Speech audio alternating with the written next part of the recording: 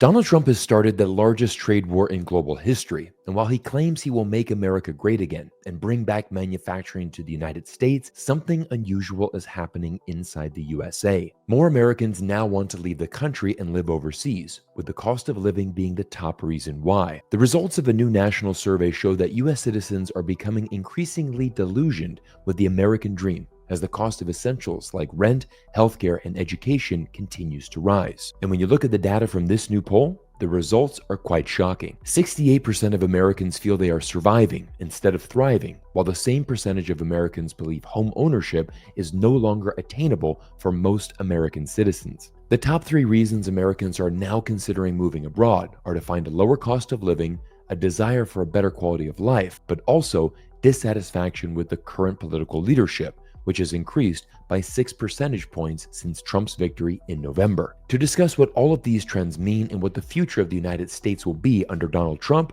I've invited Mr. Andrew Henderson, the founder of Nomad Capitalist, to join our show today. When I asked Andrew his initial thoughts on where the US is going under Trump's leadership, he had this to say. But I think that Trump is really revealing what happens when a country has a lot more competition from what we call the global south. The tactics of bullying the rest of the world no longer work, and you actually have to cooperate. And there's other, entities in the world, whether it's Russia or China or the Gulf states or whomever else, that are happy to cooperate, happy to treat other countries like equals. The marketplace becomes more competitive. The bully doesn't usually learn how to not be a bully. The U.S. has been a bully, really, for much of its history. I think that Americans are in for a rude awakening. They want to have their cake and eat it too. They want to have this world reserve currency, which has lost, 20 points of market share since the turn of the century, and yet they want to kind of detach from the rest of the world. They're going to learn you can't have it both ways. Today's episode is going to be one of the best insights into why the United States is declining under Trump, how countries around the world will respond with new alliances, but most importantly, what you can do to safeguard yourself against this uncertainty. Last September, I joined Andrew Henderson at the Nomad Capitalist live event in Kuala Lumpur, and I'm happy to announce the same event is happening once again on September 17th through the 20th, 2025, back in Kuala Lumpur. This is the world's #1 event for global citizens, where top entrepreneurs, investors, and thought leaders will share actionable strategies for protecting wealth, securing second citizenships, and navigating today's economic uncertainty. I'll be speaking at this year's event alongside Steve Wozniak, the co-founder of Apple, and others, offering insights on how to stay ahead in a rapidly changing world. If you want to learn from real experts on how to legally reduce your taxes and obtain a Plan B, this is where you need to be. Ticket sales launch today, April 15th, and you don't want to miss this opportunity. I'll drop the links down in the description below, but first, please enjoy this amazing conversation with the Nomad Capitalist himself, Mr. Andrew Henderson. Well, everybody, I'm very honored to welcome back into the studio Mr. Andrew Henderson, the founder of Nomad Capitalist. Andrew, how are you today? Better than I deserve. Fantastic. Good to see you again. Absolutely. Well, we had an amazing time in Kuala Lumpur last September for Nomad Capitalist Live. That was truly an incredible event. I'm super excited to be coming back to Nomad Capitalist Live, this September as well, the 2025 edition. We're going to talk more about that later, but Andrew, we've got so many interesting things to discuss in our episode today. And, our interview last year did really well. A lot of people love listening to your insights. And what I want to know is a little bit, how are you looking at the United States right now in 2025? Has Donald Trump changed your view of the United States? Give us your insights. He hasn't changed my view of the United States. I think he's moving it more towards a place where you and I would agree it was going to head eventually, and it's kind of showing the true colors of the United States. I'm the nomad capitalist, right? So I'm a guy that when I lived in the U.S. and before I gave up U.S. citizenship, generally I didn't agree with Republicans on everything. I'm more of a libertarian, but as a business guy, all right, fine, Mitt Romney, fine, okay. So this is not coming from a guy who hates Donald Trump, but I think that Trump is really revealing what happens when a country has a lot more competition from what we call the global south, and the tactics of bullying the rest of the world no longer work, and you actually have to cooperate. And there's other entities in the world, whether it's Russia or China or the Gulf states or whomever else, that are happy to cooperate, happy to treat other countries like equals. The marketplace becomes more competitive. And so how do you respond to that? You can, the bully doesn't usually learn how to not be a bully. The U.S. has been a bully, really, for much of its history. Again, I'm not coming at this as some, bleeding heart socialist. But I remember, reading at 13 years old about manifest destiny and thinking that's kind of screwed up. Some of that, that's kind of a nasty attitude to have. Right. I don't think that might makes right, and I don't think that acting mighty makes you an alpha male. But what we're seeing is this bluster and this bullying, and it continues, and they're doubling down, and we're gonna, get revenge like a bully on people who, sure, Germany should be paying more for their military. Why is the U.S. defending them? Well, in part because the U.S. wanted to defend them, and they wanted that power. And I think that Americans are in for a rude awakening. They want to have their cake and eat it too. They want to have this world reserve currency, which has lost, 20 points of market share since the turn of the century. And, and yet they want to kind of detach from the rest of the world. They're going to learn you can't have it both ways. And so I think that the U.S. passport will become incredibly toxic, or at least increasingly toxic is a better way to say it. I think that you're going to see more countries that just don't want to do business with American companies, don't want to do business with Americans. You're going to see fewer people coming to the United States. You're going to see jobs lost there. I think there's going to be a negative impact. And so I'm happy to not be a U.S. citizen anymore. Sure, there's a lot of people like me who have left. There's others who are coming, but there's a trend of people who are leaving. And I just think that all that together speaks to the fact of this is a country that kind of had it too good for too long, and they lost sight of what kept them there. Other people caught up and have a competitive offering. I was just in Dubai. Do you know how long it takes to get a residence permit in Dubai as an investor? 2 hours. Wow. 2 hours to get a residence permit approved in the UAE. Wow. Do you know how long it takes to do for some people in India to come and reunite with their families on a green card in the United States? One of the embassies right now, they're approving applications lodged in 2000. Oh my Lord. So, where are smart people going to go? And I think the bullying thing's not going to work. And I think that Americans have to realize this is not me hating the United States. This is a sanguine, observation of what's happening in the world and the competitive options that are out there. No, that's a very, very well said there, Andrew. And I want to go rewind the clocks here a little bit, and I want to go back to your decision to leave the United States and obviously renounce your U.S. citizenship and acquire different passports. I think it's a very interesting story. I agree with you. I think this is a growing trend. We do see certainly a lot more younger Americans are realizing that, hey, the grass is actually somewhat greener when you start going out and looking at your other options around the world. What was the main factors? I know you're a businessman in America. Tell us a little bit more about your story about leaving in the United States. Yeah, we have Glenn Greenwald coming to the event also, and I was talking to him, and he said, I see through what a lot of these people say. Oh, you're just a business guy who doesn't want to pay taxes. I mean, My story begins when I was 12 years old. My father said, listen, he would bring the Wall Street Journal home and he would say, the U.S. is declining in economic freedom. It's declined further since then, but hey, it used to be number one and now it's not number one. It was big news. Yeah. And he said, this country's not going to be what it once was. I see the writing on the wall. You should, as an adult, you're going to be in business. You should go where you're treated best. Go where you're treated best. And I've adapted that philosophy. It's the hallmark of our business. It's the hallmark of our event. And I remember him coming back and telling me, the foreign earned income exclusion. You could live overseas and make $65,000 back then as an American and not pay tax. And I thought, that's ridiculous. If I don't live here, why am I paying tax at all? And I think I said, maybe I'll renounce my citizenship. And he said, okay, well, that's what it is. And so fast forward to me being an adult, I started a business in the United States, made some money. Ultimately, what caused me to leave, I guess, was it was all part of the soup. I mean, the taxes were too high. They waste your money. The government's imperious. They don't serve the citizens. But I also felt a disconnect that as an entrepreneur, there was a growing anti-wealth and anti-success culture. I just personally felt disconnected. I met people and yes, women as well in my early 20s from other countries where I felt more welcome. And so I went where I was treated best eventually. And I started traveling the world. And I realized that a lot of the countries that people look down on as emerging countries, if you have a few bucks, they can be highly livable. The event in Malaysia, that's been my part-time home in Kuala Lumpur for 11 years. My father will now come and say, everything I said was true. This city is more livable than many cities in the United States, and it's 35 cents on the dollar, and they have very low taxes on foreign income, if any at all. And I feel more, people are kinder, people aren't at your throat, people let you be who you want to be. Even though it is a Muslim country, they're very not judgmental of non-Muslims. And so eventually I just realized, I didn't leave just because I didn't want to pay taxes. And I legally paid most years 0 in taxes, although I had some restrictions solutions and how I could use that money. Right. And it was under Trump where I realized the country's going in a different direction. People like me who don't want to live here and who don't drink the Kool-Aid are going to be increasingly unwelcome. They're going to legislate things that make me more unwelcome.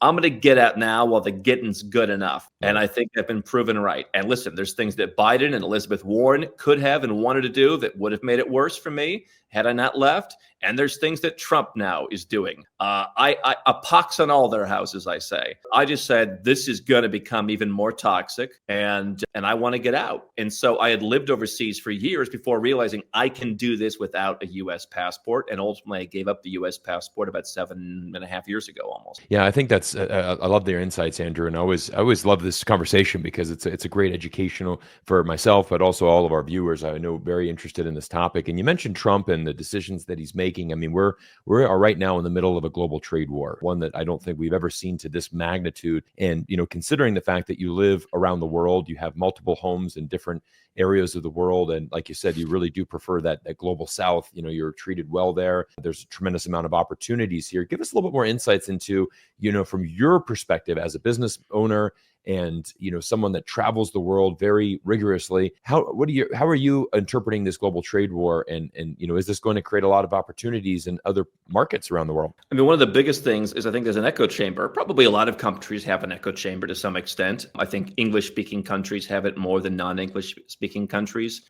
Maybe some emerging countries at the bottom have it. But, the biggest echo chamber, I think, is the United States because it's a big country and people don't always travel. What I see almost universally from people that I meet all around the world. I'm in Ireland this week. I've been talking to people from Canada. I've been talking to people from Asia. Just talked to someone from Germany. Talked to people from Mexico. Everybody thinks that this is ridiculous. And what I'm seeing is, now, whether Americans think this is going to work or not, there's a greater resolve than I've ever said or I've ever seen of we're just going to do it without the United States, and we can do that. Maybe we can't do it entirely, but we have to go out and forge new relationships. And this is, I see this as a business person where, you have an employee that was never entirely on your side and they were doing some stuff that concerns you, but all right, they're generally doing a pretty good job. Right. You have to be looking for alternatives to that employee.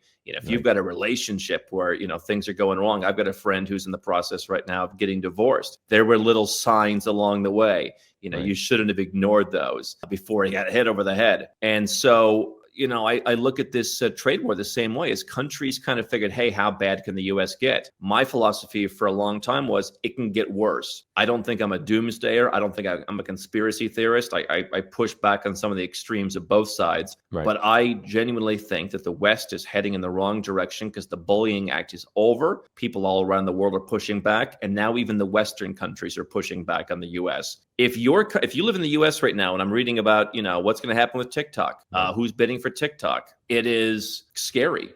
How many places in the world are going to say, yeah, we don't trust the U.S. anymore. And maybe we don't want U.S. investment. And maybe we don't want U.S. businesses to come here because we can retaliate. And I think the greatest thing that you know that's better than anybody is there is greater ability to retaliate. And the bullying has got to the level where there needs to be retaliation. 4Xing the tariffs since the turn of the century around the world, plus those countries being more successful, plus them being able to band together militarily, geopolitically, financially. The U.S. is in for a world of hurt if it keeps going down this path. And they can look inward all they want. That ain't going to be enough to sustain their lifestyle. No, I couldn't agree more. I think, this is a continuing trend that we see every year with the United States. And I think it really was accelerated during COVID and just, that you have an interesting trend where the rich are getting richer, but, that upper 1%, they're going to be fine in America. But it's ironically, certainly in this trade war with, the majority of the lower income people voting for Trump, really wanting to, actually they wanted a trade war. I mean, that's essentially what they voted for, but I don't think they really understood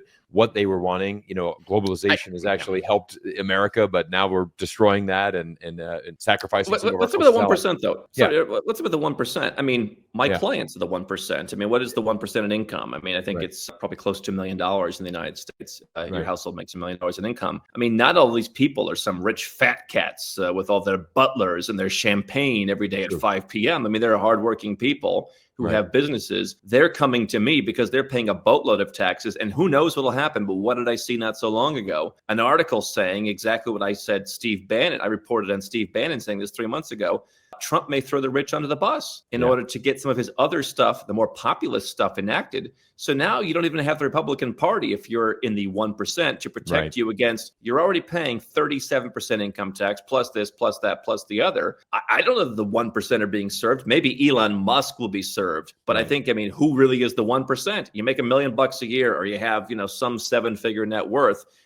That is 1%. It's not, most people don't have that, but it's not some billionaires we're talking about. It's people that come to our event, people that are my client. They want to move overseas because they're getting soaked. And apparently there's a great possibility Trump, to get all the rest of this stuff done and appeal to people in, West Virginia, is going to make them pay even more. No, I need to correct myself. I was more referring to the 1% of the 1%. Your billionaires like the Jeff Bezos and Mark Zuckerbergs and Elon Musk. Those guys are going to be fine. You're right, though. 1% would probably be $1 million. And those are the guys that are hardworking, paying a boatload in tax, and they're just not seeing the benefits of what the U.S. government is doing. And I think it's a really a tough one here. I know, Andrew, your specialty is, going abroad, go where you're treated best. I love that motto, by the way. I think it's fantastic. I do have one question, though. Is there any options for people that are staying in the U.S., maybe that don't have that opportunity to go abroad? Is there any ways in your perspective, in your expert analysis, are there some investment options or some ways to kind of hedge if you are in the United States? Yeah, as an entrepreneur my entire life, my belief is everything's possible.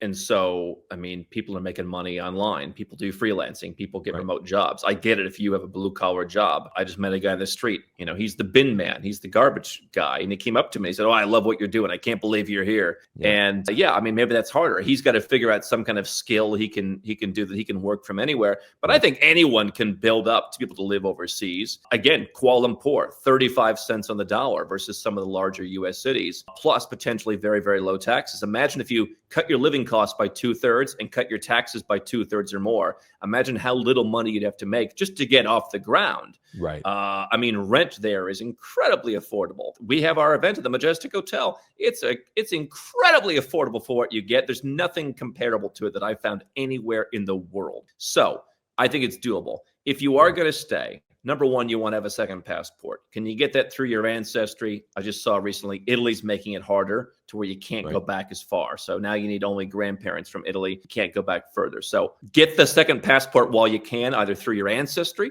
Irish, Italian, Hungarian, Slovak, Latin American countries do it too. Get that, or citizenship by investment. Or, if you want to move somewhere like a place like Ireland, 5 years, you can get a great passport. There's different ways to do that. Making investments, harder as an American. You can open bank accounts anywhere from $100 in Georgia. One of the Georgian banks is coming to the event. They can't open accounts on site, but they can talk to you and get you in the system. One of our Malaysian banks is coming on site. You can open that with tens of thousands, and you can then access accounts in Singapore and other places from there. You want to go to Singapore directly, a couple 100,000. You want to go to Switzerland, maybe 1 or 2 million. So there's something for everybody. Let's take Georgia. I can hold 4 different currencies in my Georgian bank account. And so just, when this trade war happened and stocks plunged, overnight, I think the dollar plunged about 3% versus the euro. If you had a place to hold euros, you could have benefited from that. You could have had some diversification.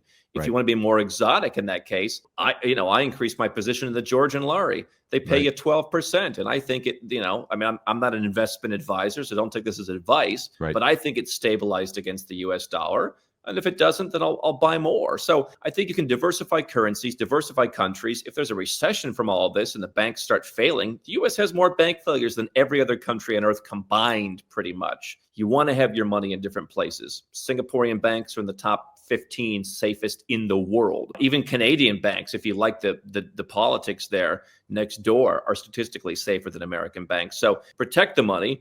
Get a higher return. It is harder for Americans to buy stocks through a bank account somewhere else, but you can open a brokerage account and you can buy stocks in Singapore. You can buy stocks in Hong Kong. Those markets have done great this year. You can buy stocks in Europe. You can buy companies like those Georgian banks that are traded on the London Stock Exchange. And a lot of those pay higher dividend yields, and they've done much better this year. So you're going to still pay tax on those dividend yields, even though Singapore won't tax that or Hong Kong won't tax that. If you live in the US, they will tax it. So you can start to diversify. And of course, you can just go and buy real estate somewhere else, which potentially also can get you a residence permit or a citizenship. So you want to see like, what can I do where I get a couple benefits out of each action? Yeah, absolutely. Love that. Andrew, this is a perfect segue to our next section. I want to talk about, these emerging markets. And I think you hit on that a little bit with Georgia. I know we talked about that last year together at Nomad Capitalist event. It was great because I think, that's something, for example, not many Americans specifically, but even a lot of Westerners, they're not going to be,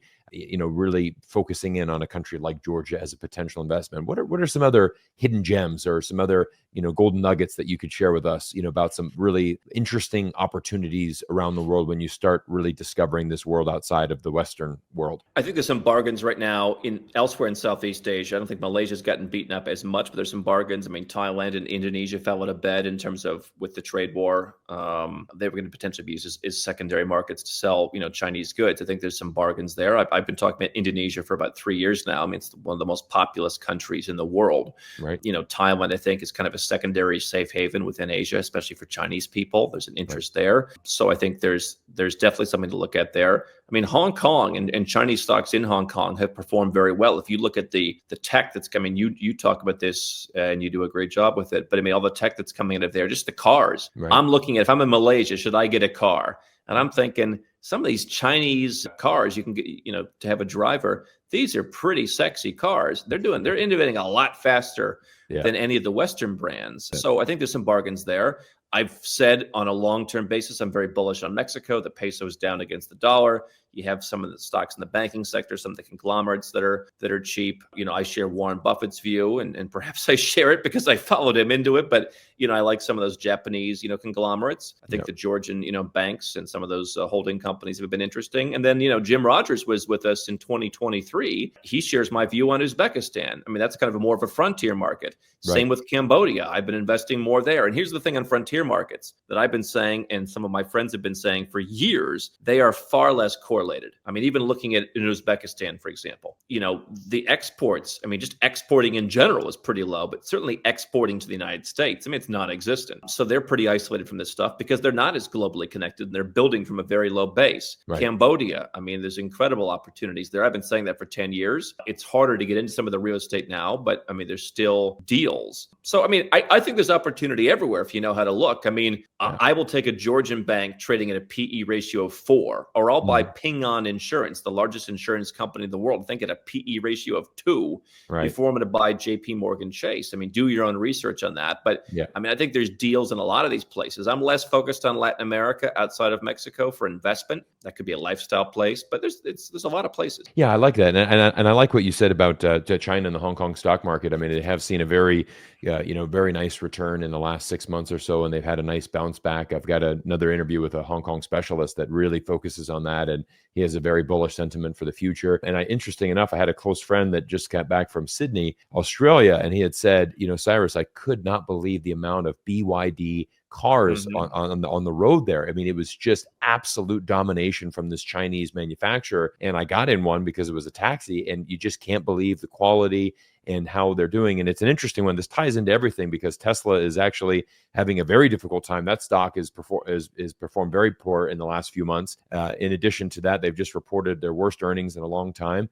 And at the same time, BYD reported their best earnings of all time. Sales is, skyrocketing, and they're really seeing this global expansion. So I think that's, it's very Charlie hard Munger was a big fan of them, as you know. And now I'm seeing Warren Buffett, who I suppose is somewhat anti-Trump and pulled a lot of money out of stocks. He was very prescient. I think he's, for the first time ever, I mean, he talked a couple of years about getting into the Japanese sogashoshas, the conglomerates like Marubeni and Itochu. But I think he's talking about, hey, I mean, we're looking outside of the United States, and that's really not a very Warren Buffett thing to do. So that tells you something. That's true. That does tell you something. Actually, there's an interesting quote from Charlie Munger that he said investing in BYD was the single best decision he's ever made in his entire career at Berkshire Hathaway. That was the best one that he ever did because they were very early investors in BYD. And I mean, they're crushing it. I mean, it's absolutely crushing it. And I think when we're specifically talking about that, as you know, that's my specialty, working on China and seeing the technology from there. But it's it's at a point where there's no way the United States could ever reach that. I mean, China has such a monumental lead, and they've just really driving that future of the technology. So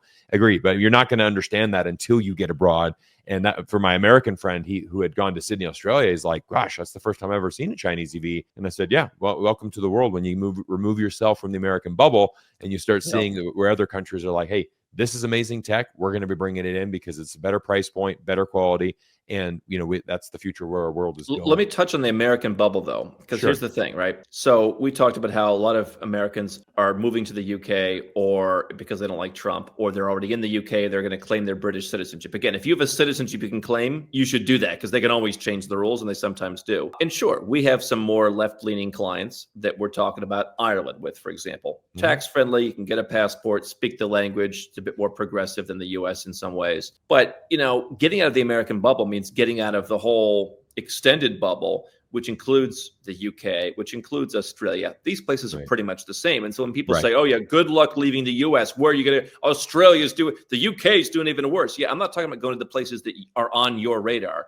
I'm talking about there's 252 countries in sovereign territories, and I'm going to the places that you are not talking about. I've been investing in Cambodia going back to 2014 and have done very well. I've been living in Malaysia since 2014. I've been banking in Singapore since before that. Once everyone knows about it, it's probably too late. I mean, it's just perhaps part of why I don't live in Singapore. I don't really want to. It's hard to move to Singapore these days. It's impossible to get a citizenship. And so you got to get out of that extended bubble of just thinking, hey, these are the 7 countries. No, I couldn't agree with you more.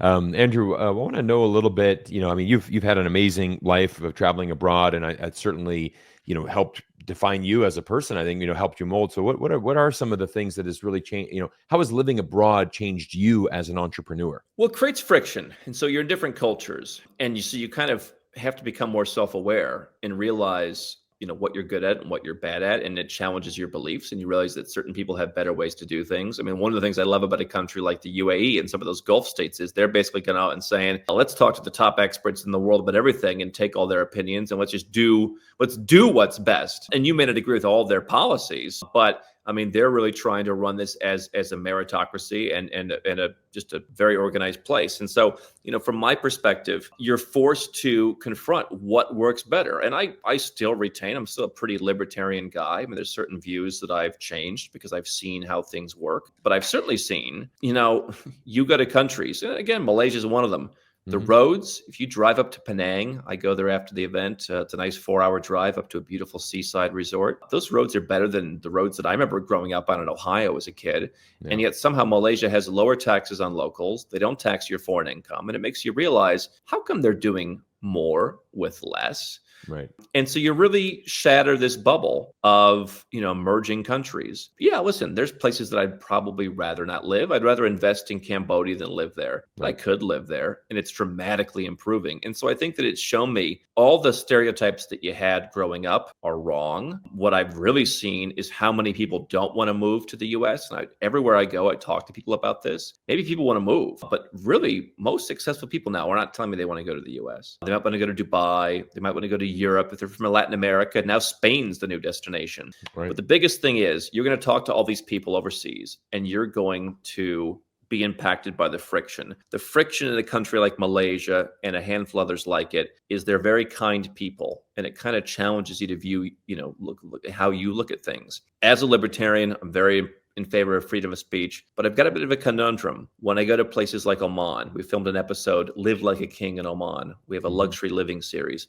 Right. I don't think there's a single piece of garbage on the streets. Everyone is incredibly kind. They seem incredibly happy. And it forces you to evaluate, yeah, you know what? Maybe they don't have extreme freedom of speech there. Right. But you know what? They have a government that seems to care, and that's dramatically improved the country from people riding on camels 50 years ago to being a pretty wealthy place where people are proud to be from. Right. And it makes you realize not everything has to be run the same way that your country is. And what I realize is we should all get one do-over. If you don't like where you're living, you should get to choose a place that serves your needs. That could be a progressive European country. It could be a very orderly, tax-friendly, Gulf state. It could be a more laid-back, state like in Southeast Asia, like a Malaysia, where there's just a light touch, and that's part of their DNA is, not getting up in people's face the way that they do in, New York, and it's a police state. I mean, it's not, Malaysia's pretty pretty chill. We should all get to pick something, Cyrus. And I think that's what I've learned. Yeah. Oh, I love that. That's fantastic insights. Andrew, as I always enjoy learning from you, and I want to know a little bit. Kind of, let's look to the future now. What are you saying? What do you think will be the next biggest changes for global citizens like yourself? The people that are wanting to live this nomad lifestyle. What are you looking for in the future? What are the biggest changes that we're going to see? I simply think more competition. People are realizing that your identity should not be defined by your nationality. I mean, for whatever people want to say about Gen Z, this is the generation in the United States and other countries with it. I'm sure there's certain things that we don't agree on. Those who are staying, some of them, they want cameras inside your house to spy on you. I mean, that's okay. We don't agree on that. Right. But a lot of them are saying, yeah, our country's not so great. There's other options. Why would I be here? And so for me, my view is you ought to define yourself as I'm a husband and I'm a father, or I'm an entrepreneur and I contribute and I'm a change maker and I rescue dogs and whatever it is. Those should be the things that define you, not American or Canadian or anything else. And I think that's the greater change is people are realizing there's more competition, there's more options, they're going to move around. Nomad doesn't have to mean that you live my life with 6 homes around the world and you travel between them. What it means is you're like in the, on the Mongolian steppe, the old herders, they go with the herd. And so you're with the herd as long as there's a herd. And then when there's nothing left to herd, you find the next place to go. And so you could go to Dubai for 10 years. You could go to Kuala Lumpur for 10 years. And if it no longer works for you, you're going to move on. And so what I'm seeing a bit of a change in, as I say that, is it used to be, you'd go to some of these places and you'd meet the Danish couple that's there for 3 years, and then they're going to go home and go back to real life and have a kid in Copenhagen. Right. And I think more people are saying, no, this is real life. We're going to stick here because you can live in these places, lower tax, better weather, nicer people. Somehow the places with lower taxes, Cyrus, and more open immigration policies actually have more beautiful and lovely people. And if you come to Malaysia, I'm very big in Malaysia, but because we're talking at the event, if you come there, you'll see people don't have to be at each other's throats. No, it's absolutely true. And Andrew, let's go ahead and talk about this about the event. And I think this is a fantastic one. I had the great honor to come to Nomad Capitalist Live 2024. You're right. I mean, the Majestic Hotel was absolutely fantastic. It was an incredible event. Over 800 people from around the globe flew in. We had an incredible 3 or 4 days there in KL. Again, one of the most underrated cities in the world, in my opinion, as well. Fantastic hospitality, great quality of life, incredible city. I mean, it's really, really good. And healthcare is incredible. Yeah, absolutely. One of the best places in the world people go to for healthcare. Yeah, actually, interesting enough, when I was there, I actually went for a full body checkup in KL because it's one of the best places in the world to do that. I'm going to go back when I come back for this year's event. I'm going to be scheduling that one day as well. But give us a little preview for 2025. I mean, I'm super honored. I know we got some powerhouse speakers coming to the event. Tell us a little bit more. Well, we have the co-founder of Apple. I mean, talk about international companies. Steve Wozniak is coming, and we want to hear what he has to say. We've got, Glenn Greenwald, who of course has, been a great investigative journalist, and I mean, he answers to no one but the truth. We're going to talk about international relationships with Sadia Khan. We've got different people from my team at Nomad Capitalist. They're going to give a few speeches in terms of what's happening with banking and what are your options and what's changed with taxes. Like every year, this stuff, every day, this stuff changes. And so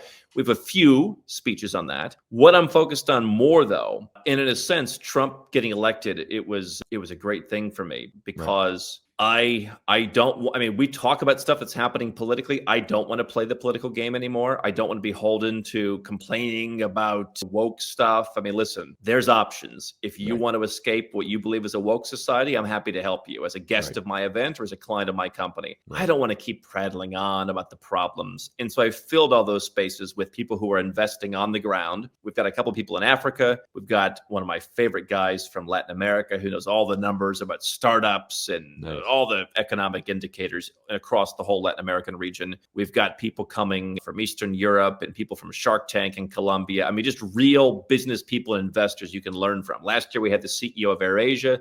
This year, we're going to have a number of world-class investors. We're going to have a panel of different, expats talking about where you can live. I mean, it's kind of a curated experience. It's all on one stage. It's not really even a conference. It's an event. One stage, here's what you need to know. We'll have a breakout for Americans and for crypto investors investors only, because that may not be everybody on the main stage. Those are Right. going to be during lunch. But everything else, here's what everyone needs to know for the year ahead. And I think Africa is a very interesting frontier as an investment. I think people should look potentially at residence permits or citizenship there as a plan D, not plan B, but plan D or E. And so it is everything from, lowering your taxes, more on asset protection, second passports, but a lot of here's what I'm doing on the ground in this country. And you can take it all and you can determine, is that a place to live, invest, keep an eye on, whatever. Plus, a lot of singers, a lot of entertainment and networking. 800 people around the world who share your values, who are global citizens, are nomad capitalists. It's a great show. Oh, fantastic. No, I couldn't agree more. And, I've had a chance to personally be a speaker there, been on the panelist, and certainly attended the event. And so for anybody interested, we're going to be dropping the links down below that you can click and you can learn. You can sign up on the wait list. You can actually learn more about how you get tickets to access this event. Again, if you're a fan of my channel and you want to see me in person, you want to see Andrew, you want to see his team, that it's a great time because we're all there. We're there for 4 days in a row in a beautiful city, great food, great entertainment. But the networking, Andrew, was incredible. I can't speak highly enough about it. I know a lot of my fans always ask me, Cyrus, where are you speaking at? This is I'm going to be on stage. We're going to be giving a speech, but we're going to be there in KL for a long time. And I'm really excited for this event. So Andrew, thank you so much for your time today. Every time I feel that we chat, I always learn something, and I know it's going to be super valuable for our viewers on this channel as well. I appreciate you. All right. Thank you so much. Everybody, make sure that you drop a comment down below and certainly give this video a like. And most importantly, click those links, learn more about Nomad Capitalist, and we look forward to seeing you all in our next video soon. Everyone, thank you for watching today's interview. And if there's one takeaway I want you to have, it's this: protecting and growing your wealth isn't about sticking to one country or relying on outdated advice. It's about thinking like a true global citizen. While some people still doubt you can actually safeguard your future and build a solid plan B abroad, let me tell you, seasoned entrepreneurs, investors, and professionals are already doing it successfully. I know there are critics out there who say just Google it, but that's not really how the world works. When you consider how top-level players manage their assets, secure multiple citizenships, and navigate economic turbulence, you'll see exactly why so many are heading to Kuala Lumpur this September. At Nomad Capitalist Live, you'll connect with experts who've walked the walk, people who have actually built these strategies from the ground up. I know it's still early in the year and you have plenty of time to plan your trip, but don't wait until it's too late. Make your preparations, mark your calendar, and join me in Kuala Lumpur this September. Trust me, it's going to open your eyes to what's really possible. And if you want to be first in line when tickets go on sale, join their event waiting list right now. Links are in the description below. Everyone, as always, I want to thank you for your incredible support. Come join me in Kuala Lumpur this September, and I look forward to seeing you all in our next video soon. I don't ever slow up, no I don't take shit. I got no love for the fakeness. If you wanna play tough and wanna hate this, I'll always show up. I don't ever slow up, no I don't take shit. I got no love for the fakeness. If you wanna play tough and wanna hate this, I'll always show up and make a statement. I don't ever slow